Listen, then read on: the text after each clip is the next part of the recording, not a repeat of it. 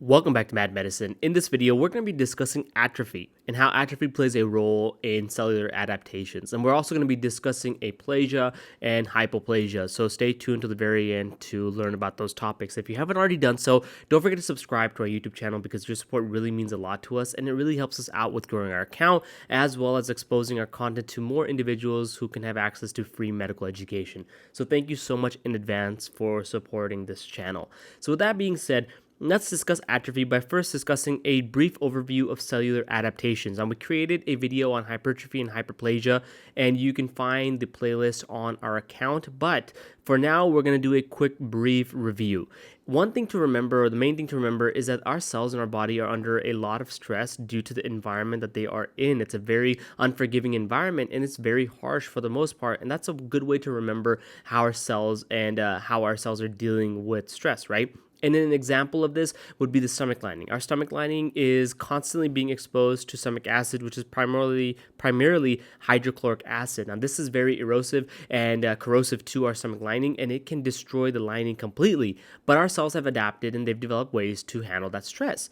And organs, on the other hand, are generally under a state of homeostasis. And that's very important to understand that even though our cells are being exposed to a lot of stressors, a lot of tension, they're able to maintain their structure, they're able to complete their function because they have adapted to that environment. And that allows our organs to be in a relative state of homeostasis, be able to function properly under a spectrum of tension or under a spectrum of stress that they can handle.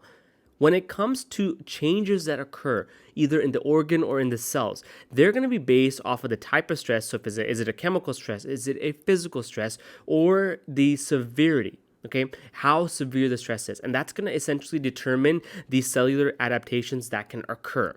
And an increase in the stress of a cell will lead to the growth of an organ. That's very important. Our organs will grow in order to accommodate the stress, but also in order to be able to continue their day-to-day function because our bodies rely on our organs to function and to live properly.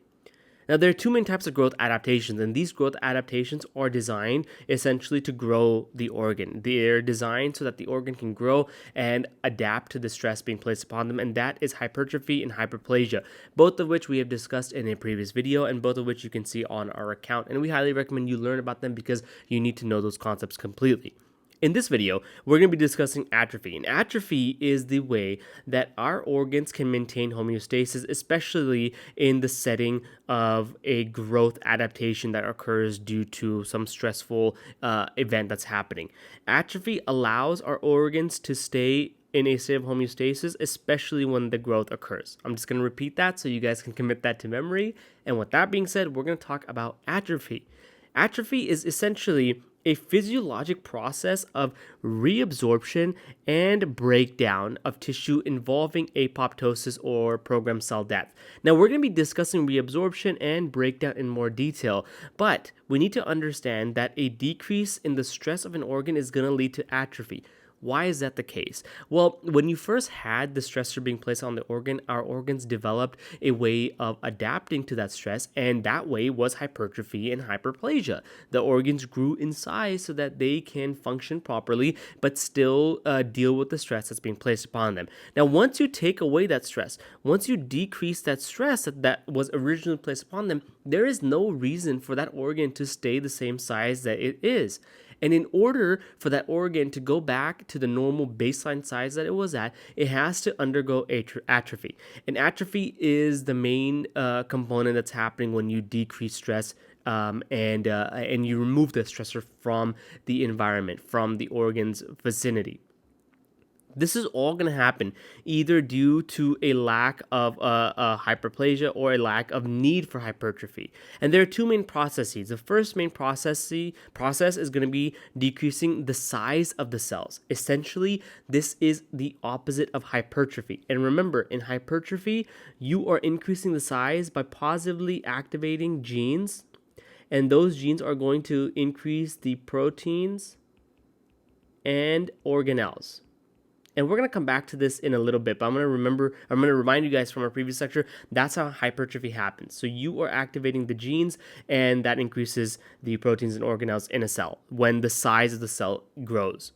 You can also decrease the number of cells, which is just the opposite of hyperplasia. And hyperplasia, you have to remember that this is all driven by stem cells, and stem cells essentially cause an increase in the number of cells that we are dealing with. Okay, so in atrophy, either you're going to decrease the size or you're going to decrease the number of cells, or both, depending on the mechanism that actually occurred originally. And we've talked about that previously in our last video, so check that out.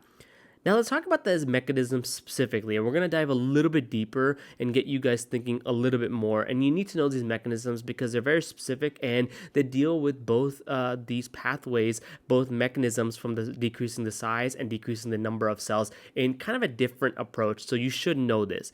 So let's talk about decreasing the size of the cells, aka the opposite of hypertrophy.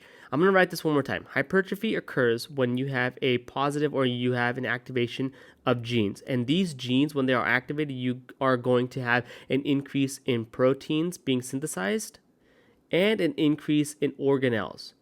Why is that the case? Well, because you're growing the size of the cell, you need to fill up the cell with some sort of functioning material instead of it just being empty cytoplasm. And the way you're going to fill it up is with proteins and organelles so that the function of the cell can grow and continue to do its whatever baseline necessity that our body needs it to do.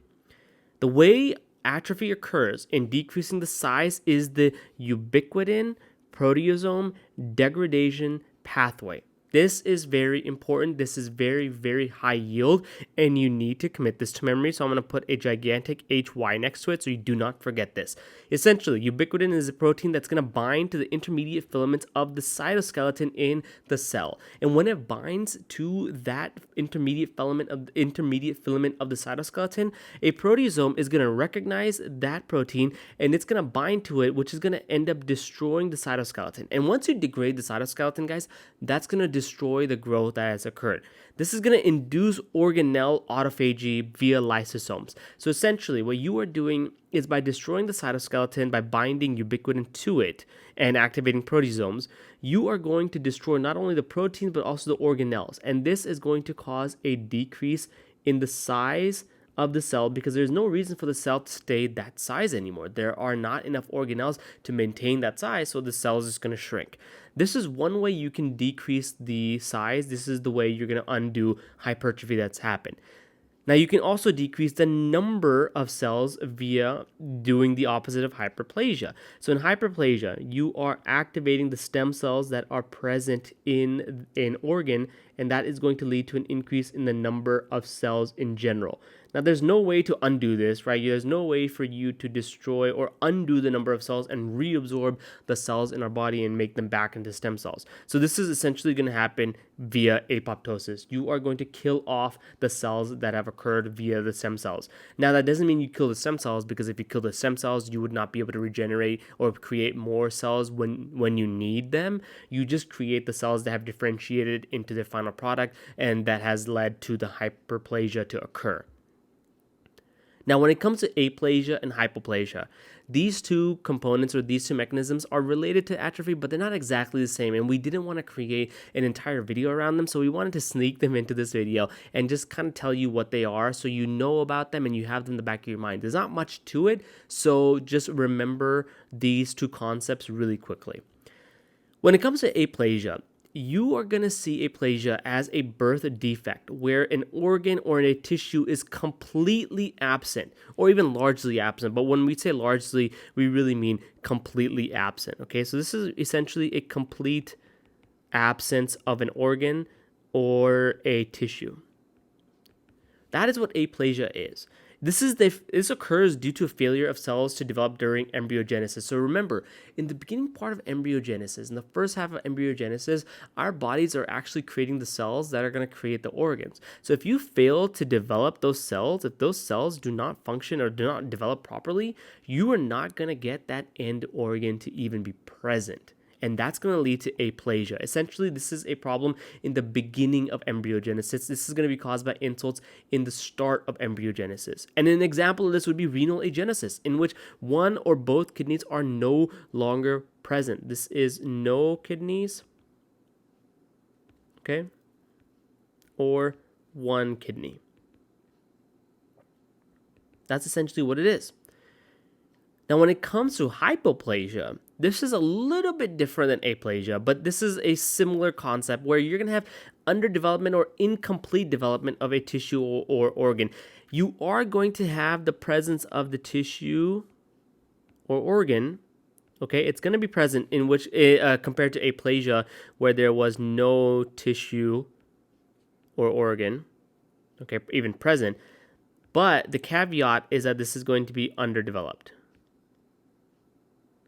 And that's important to understand because remember, in embryogenesis, in the first half of embryogenesis, essentially, and I'm simplifying this to make it stick better, but in the first half of embryogenesis, our bodies are actually developing the cells that are going to actually be become organs. In the second half of embryogenesis, once those cells have developed, those cells are going to grow. So the organ is going to grow in size and it's going to develop completely. So if you damage or if there is an insult that occurs to the embryo in the second half of embryogenesis, you are going to see hypoplasia occurring. Okay, so I'm writing this as the first half.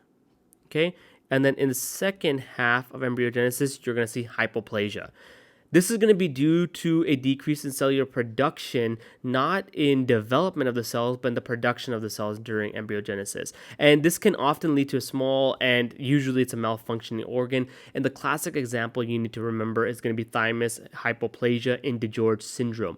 Remember, in DeGeorge syndrome, you have a deletion of the 22q11.2 chromosome. When you delete this portion, you're going to have your thymus not being developed properly, and that is going to lead to thymus hypoplasia, aka underdevelopment of the thymus. And with that being said, that's everything you need to know about atrophy, aplasia, and hypoplasia. I hope this was helpful, and I hope you guys enjoyed this. If you like this content, don't forget to subscribe to our channel because your support really means a lot to us. Thank you.